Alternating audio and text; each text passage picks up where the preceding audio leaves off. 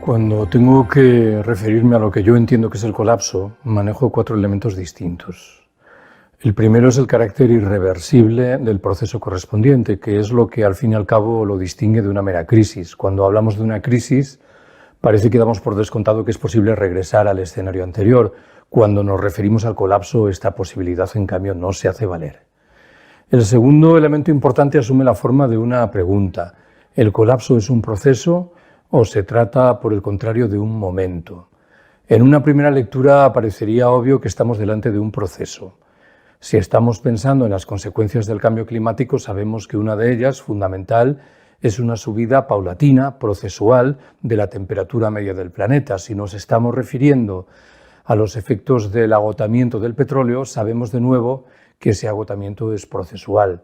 Debo recordar, sin embargo, que la lógica del capitalismo contemporáneo es muy a menudo la del estallido de las burbujas especulativas, financieras o inmobiliarias. Intentemos salir de este entuerto. Creo que lo razonable es afirmar que el colapso configura fundamentalmente un proceso que puede conducir, sin embargo, a un momento preciso a partir del cual ese proceso se haga irreversible. El tercer elemento importante lo aporta el concepto de complejidad. La tesis correspondiente, en sustancia, nos dice que cuando las sociedades se van haciendo más complejas, para resolver muchos de sus problemas necesitan cantidades crecientes de energía en un momento en el que la energía llamativamente falta. Creo que este es, resumido, el escenario que tenemos por delante en el momento presente. Rescato un cuarto y último elemento, la presencia de códigos etnocéntricos tanto más preocupantes en el concepto de colapso cuanto que no solemos ser conscientes de que están ahí. Muchas veces he pensado que el concepto de colapso que manejamos en las sociedades opulentas se vincula con la idea de que todavía no estamos en el colapso, con lo cual podemos comparar nuestro escenario presente con lo que puede ocurrir en el futuro. Explicar qué es el colapso a una niña nacida en la Franja de Gaza me parece extremadamente difícil. ¿Por qué? Porque no tiene esa posibilidad de comparación. Más allá de lo anterior, creo que no está de más que subraye que los estudios sobre colapsos registrados en el pasado identifican en ellos de manera casi universal 3 procesos que a mi entender son fundamentalmente saludables, pero que sin embargo a los ojos de los historiadores convencionales se presentan como negativos. Hablo de la reruralización, de la desjerarquización y de las ganancias en materia de autonomía local. Lo digo para subrayar que también aquí hay códigos valorativos en el discurso dominante que convendría que discutiésemos. En mi consideración hay 2 grandes tipos de causas de un colapso venidero. Las 2 principales son, por un lado, el cambio climático y, por el otro, el agotamiento de todas las materias primas energéticas, en el buen entendido de que hay otras causas aparentemente secundarias que podrían oficiar de multiplicadores de las tensiones. ¿En qué estoy pensando? En la crisis demográfica, que castiga en singular a determinadas regiones del planeta, en la crisis social, materializada en el hecho de que la mitad de la población del globo se ve condenada a malvivir con menos de $2 diarios, en la crisis financiera, con sus secuelas en forma de caotización y pérdida de confianza, en la crisis de los cuidados, que anuncia una ratificación de muchos de los elementos característicos de la sociedad patriarcal, en la proliferación de violencias varias, entre las cuales a buen seguro se contará la que asumirá la forma de genuinas guerras de rapiña, en virtud de las cuales las grandes potencias del norte buscarán en el sur las materias primas que les faltan, o en fin, y por dejarlo ahí, en la idolatría que siguen mereciendo el crecimiento y las tecnologías, que configuran todos ellos elementos que, aunque no tienen el mismo relieve que el cambio climático y el agotamiento de las materias primas energéticas, y me remito a algo que está ocurriendo al calor de la pandemia registrada en 2020, pueden tener un efecto multiplicador de las tensiones muy inquietante. Es difícil responder a cualquier pregunta sobre el momento de manifestación de un eventual colapso. La respuesta reclama de dosis muy notables de especulación. No sabemos cuáles van a ser sus causas precisas, cuáles las reacciones que va a suscitar, si se va a tratar fundamentalmente de un proceso o de un momento. Tenemos derecho a intuir que sus manifestaciones serán distintas en unos u otros espacios geográficos. Las personas que, a mi entender, han trabajado seriamente sobre el riesgo de un colapso general sugieren que el periodo crítico al que debemos prestar atención es el que separa el año en el que estamos, 2020, del 2050. Pero admito que esta es una consideración muy especulativa, tanto más cuanto que tendríamos que afinar en la definición del colapso para responder de manera más precisa a esa pregunta. Entiendo que si me acojo a algo que dije antes, el carácter irreversible del proceso, está servida la conclusión de que el colapso vendrá para quedarse, ¿no? No es un fenómeno pasajero que haga sentir sus efectos durante un periodo de tiempo más o menos breve y permita que después se recupere la normalidad. Creo que si lo que procuramos son los rasgos principales de la sociedad que emergerá después del colapso, y de nuevo con dosis muy notables de especulación, bien pueden ser los que enuncio a continuación. El primero, una reducción más o menos notable de la población planetaria, en el buen entendido de que se ajustará a patrones distintos según unos u otros lugares. El segundo, una reducción muy significativa en la oferta de energía, que dará al traste con la civilización del automóvil tal y como hoy la conocemos y también con el propio proceso de globalización. Creo que no conviene olvidar que, según una estimación, entre el 80 y el 90% de los bienes que mueve el comercio internacional dependen del sistema de los containers, de los contenedores, y lo más sencillo es que ese sistema se hunda dentro de muy poco. Un tercer elemento importante asumirá la forma de un golpe muy fuerte que padecerán aquellas instancias que se caracterizan por la centralización y por el uso intenso de energía y de tecnología, en lenguaje más llano. Los estados, las grandes empresas, las fuerzas armadas padecerán lo indecible al calor del colapso. En un cuarto terreno, el económico, asistiremos a una reducción del crecimiento, al cierre de muchas empresas, a la extensión del desempleo, a la quiebra de los llamados estados del bienestar y a subidas muy notables en los precios de muchos bienes básicos. Un quinto y último elemento nos recuerda que el golpe será mucho más fuerte en las ciudades que en el mundo rural, en el buen entendido de que no todas las ciudades lo llevarán igual. Saldrán mejor paradas aquellas que se encuentran en encrucijadas de caminos, que tienen superficies agrícolas amplias a su alrededor, que disponen de agua en abundancia y que tienen un carácter más bien vetusto y tradicional. El modelo contrario, el de ciudad, que padecerá lo indecible al calor del colapso, hemos tenido ya la oportunidad de palparlo en Detroit, la meca de la industria automovilística norteamericana, que ha experimentado en los últimos lustros su propio colapso. Aunque en el medio rural, ciertamente, las circunstancias serán más llevaderas, acabaremos por pagar los efectos dramáticos del mal uso de los suelos, del monocultivo, de la mecanización y, en general, de la mercantilización de todas las relaciones, a lo que se agregará un elemento más, una previsible huida masiva de población de los medios urbanos, buscando escenarios más llevaderos en el medio rural que pueden dar al traste con muchas de las teóricas ventajas que se manifiestan en este último. Hay varias percepciones populares en relación con el colapso. La primera es la ignorancia con respecto al fenómeno. No nos engañemos, no todo el mundo sabe lo que es el cambio climático.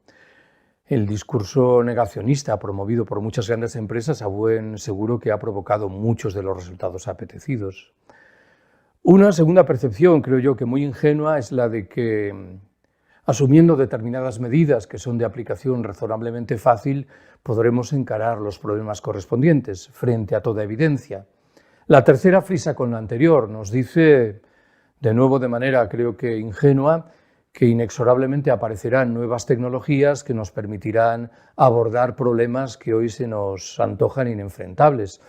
Claro, no sabemos si aparecerán efectivamente esas tecnologías, si llegarán a tiempo o, en su caso, si contribuirán a radicalizar los problemas antes que a resolverlos. Una cuarta tesitura interesante en la percepción popular no es otra que la decisión de seguir viviendo como hasta antes, sin asumir ningún cambio, buscando simplemente el placer que nos puedan deparar las relaciones sociales o el consumo de bienes, sin buscar nada que vaya más allá en el horizonte del tiempo o del espacio. La quinta de las reflexiones coloca en el núcleo de nuestra percepción el concepto de culpa, en el buen entendido de que lo hace de dos maneras distintas. La primera es un poco trágica y nos dice: la especie humana ha pecado, y el colapso no es sino el castigo que nos merecemos.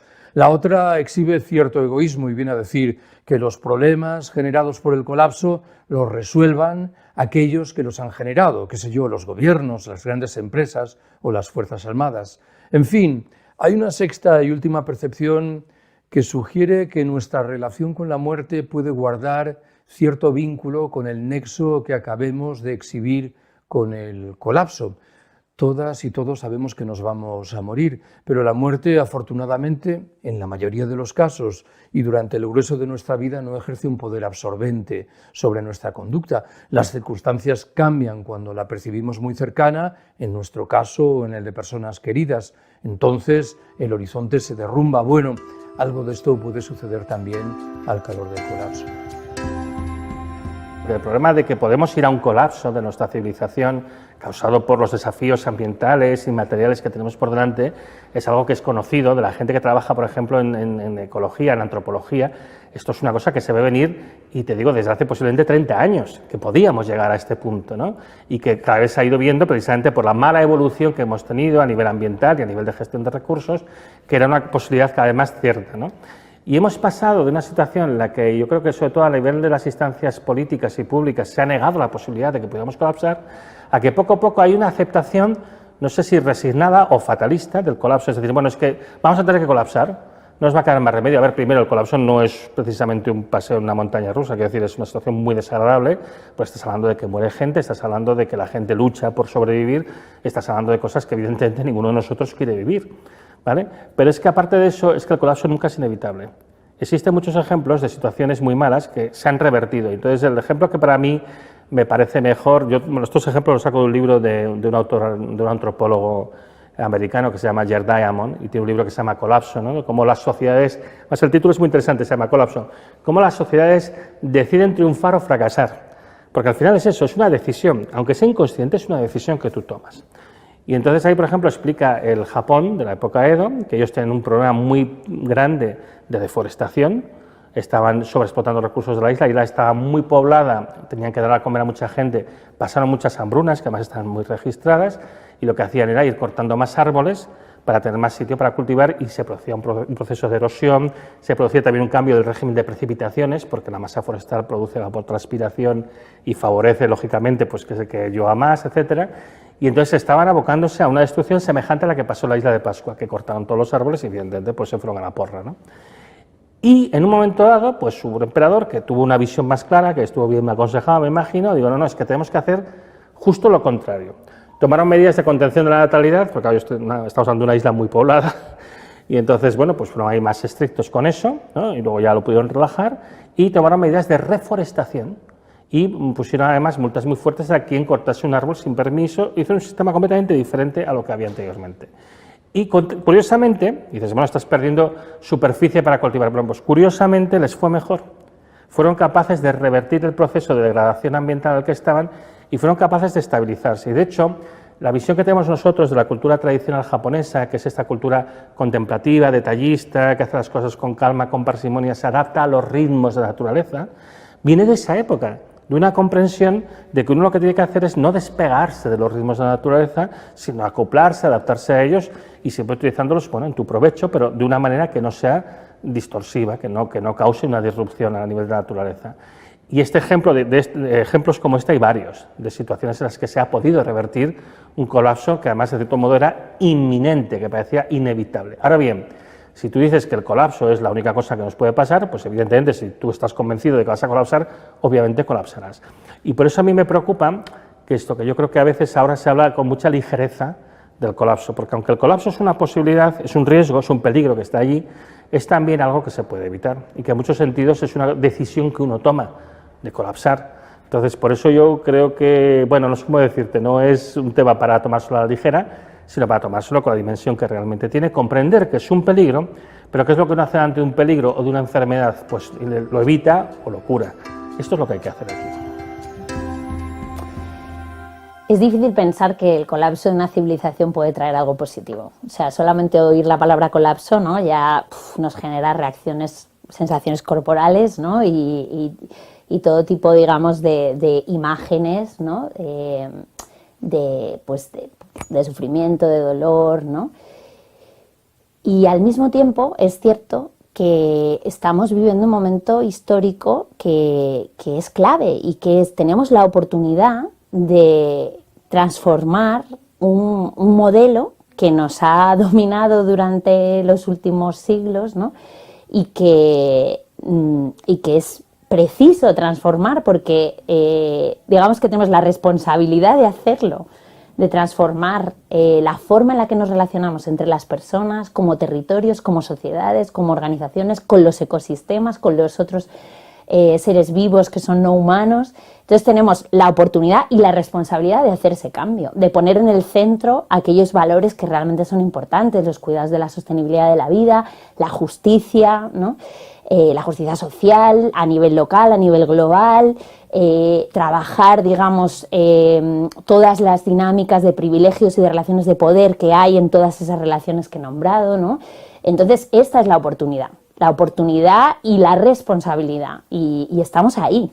Entonces, es cierto que esa es, digamos, como la parte positiva, es poder acabar con toda esta ceguera y todos estos impactos que desde el norte global muchas veces no vemos, pero que realmente están sufriendo muchos millones de personas, otros, ¿no? Los ecosistemas, otros seres vivos, y necesitamos acabar con eso y transformar, ¿no? La forma en la que funcionamos como sociedades.